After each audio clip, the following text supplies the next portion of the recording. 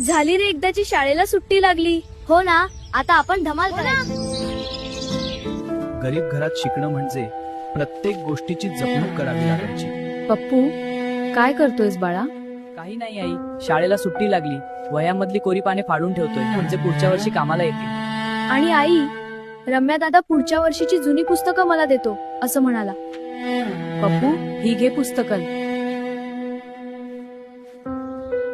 पैसे किती झाले रे दादा? ह्या सगळ्या पुस्तकांच्या निम्म्या किमतीनं 50 रुपये होतील बघ. बरं, मी आप्पांचा पगार झाला की तुला आणून देतो पैसे. लहानपणीच्या त्या साध्या दिवसांत जुन्या पुस्तकांतूनच अनेक मुलांची स्वप्न पुढे चालत राहायची. अशा कठीण परिस्थितीतून गेलेली अनेक मुलं आज मोठी स्वप्न पूर्ण करून मोठ्या मोठ्या पदावर काम करत आहेत. असे दिवस